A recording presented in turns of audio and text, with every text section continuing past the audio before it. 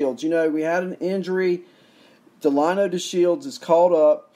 He's now started the last 2 games. So what's he done? Well, he's hit .545 over the last 2 games. Yeah, that's right. In 2 games against the Orioles, he's had 6 hits. Yeah, 6 hits. The walk-off last night, he was 2 for 5 on Tuesday night, 4 for 6 last night. Delino DeShields is going to get playing time in that lineup now that he's got the opportunity to play, and he's certainly worthy of a look. If you need a guy who's going to play, who's going to steal some bases, he would be certainly someone to look at in fantasy as we go forward. But, you know, again, when you talk about players, I'm only talking about if there's a need. You don't go cutting a superstar for Delino DeShields. Okay, that would be foolish. You don't do that. You look to see at your roster if there is a hole, if there's an injury. Do you need to fill in a gap? DeShields could be one of those guys. In Anaheim last night, the A's and the Angels. Wow, this was an exciting game. I'm telling you. And who was in the middle of some of the excitement? Well, how about Garneau for the Angels and Mr. Mike Trout? Breaking ball out to deep left field. Grossman going back. Goal! Big fly for Mike Trout. 2-run shot. It's 7-3 Oakland.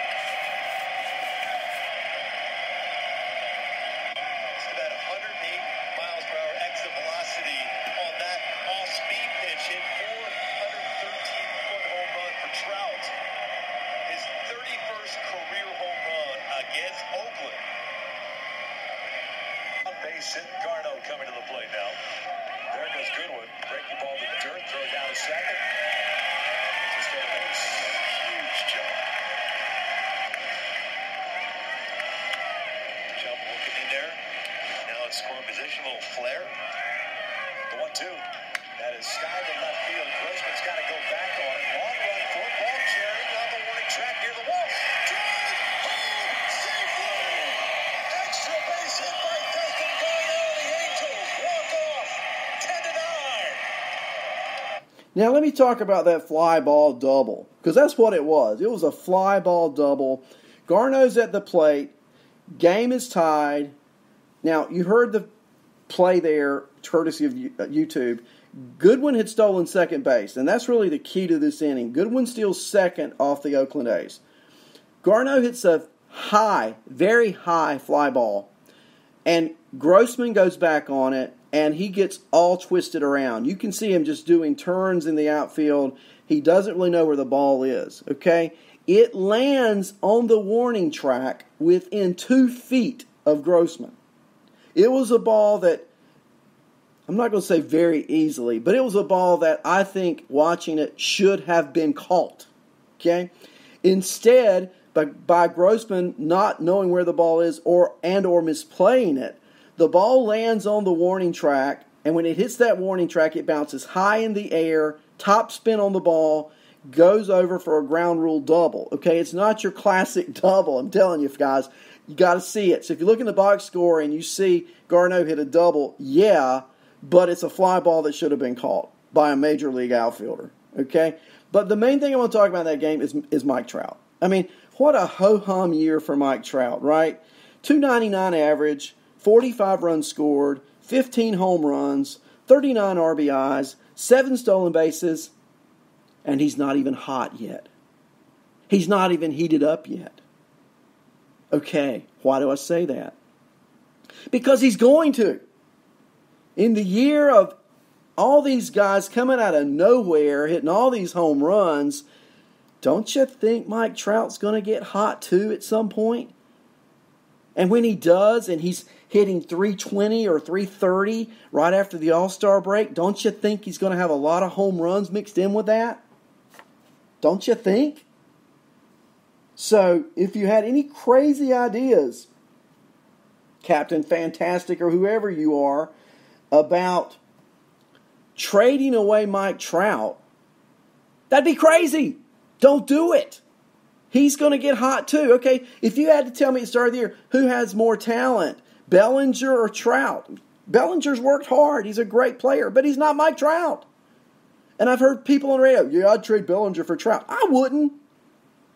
Do you think Bellinger can do a lot better going forward than he's already done? Do you think Trout can do better going forward than he's already done? There you go. What about, Zelmo, your wife brought you muffins and I don't get any? Cha-Cha says, delicious. I'm sitting here starving, guys. I've been working on this show, and you guys are talking food, and I've got nothing to eat. Come on. Zelmo, enjoy it. Have a bite for me, right? Lots more to talk about.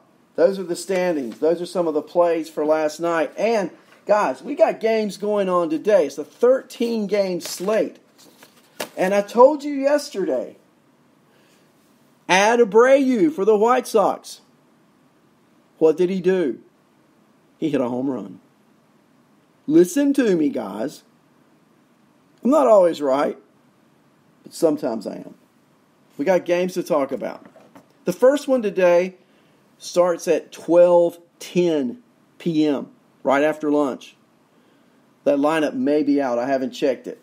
I will check it momentarily. How about that? Yeah, I'll get a snack. Don't worry. I won't go long without something to eat. Let's see if that lineup is out for the Giants as I scroll.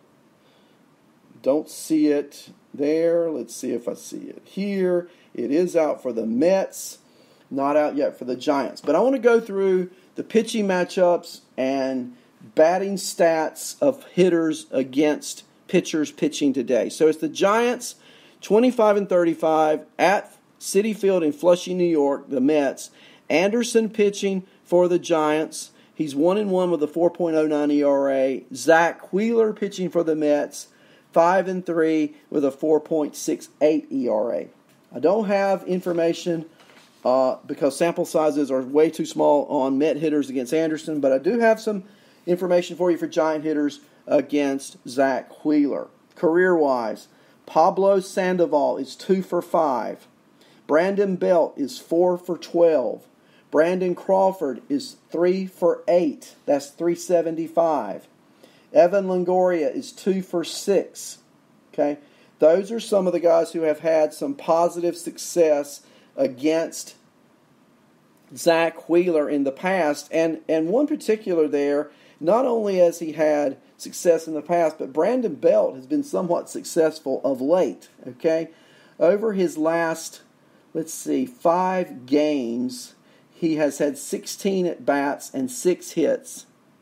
Okay, so that's 375 over his last 6 games. So you'd have to say Brandon Belt's a little bit warm right now with that bat. Plus, he's hitting 333 in career against Zach Wheeler. It's also a right-handed pitcher, left-handed bat situation. So Belt could certainly be a player to add today. A player I don't recommend looking at is Joe Panic, who is 1 for 9 career-wise against Zach Wheeler. Okay, let's move on to the next game, which is at 12:35 today, another early afternoon game. The Braves are in PNC Park in Pittsburgh taking on the Pirates. Fultonwick's pitching for the Braves. Struck out 8 in his last outing with no walks, but did give up 5 earned runs. And he's facing the Pirate ace, Chris Archer. Yeah, remember Chris Archer? He used to be a Tampa Bay Ray, and he's so great that Pittsburgh traded away some really good players for him. Austin Meadows, he's doing pretty well this year, don't you think? And then there was also Glasnow, the pitcher. Remember him? He's on the IL right now, but doing very well. And Pittsburgh in return, well, they get Chris Archer. He stinks. I mean, come on. He's 2-5 with a 5.66 ERA.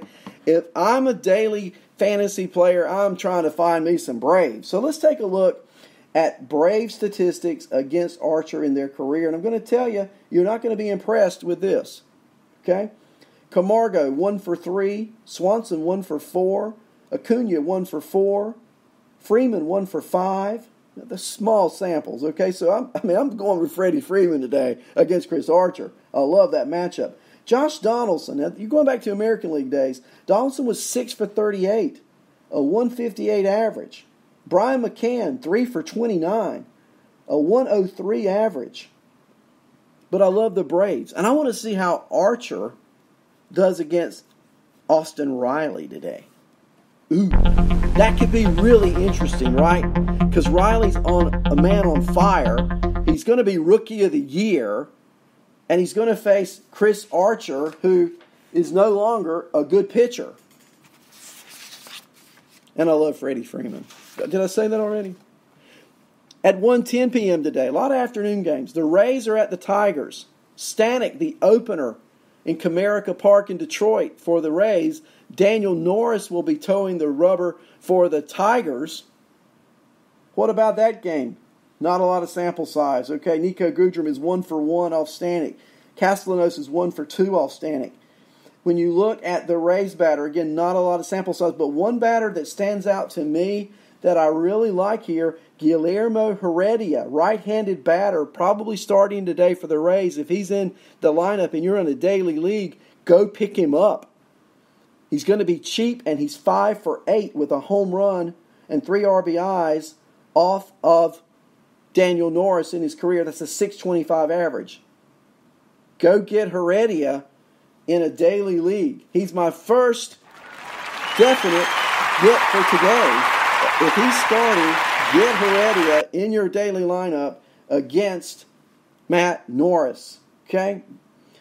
Daniel Robertson is 2 for 5. Ivisel Garcia, 2 for 8. What I'm getting at is it may be a good day to have right-handed, including Diaz, bats of Tampa Bay in a daily against the Tigers. Okay? For the next game on the list, coming off that shutout last night, the Red Sox, I just got your message, Lou, I just got your message. I think that'll be fine. Red Sox are in Kauffman Stadium again today. Weber for the Red Sox. He's 1-1 with a 4.50 ERA. Not much stats there to talk about. But Danny Duffy's pitching for the Kansas City Royals. 3-2, 4.05 ERA. And if you've watched Danny Duffy pitch this year, one thing you notice about him, he doesn't throw nearly as hard as he used to.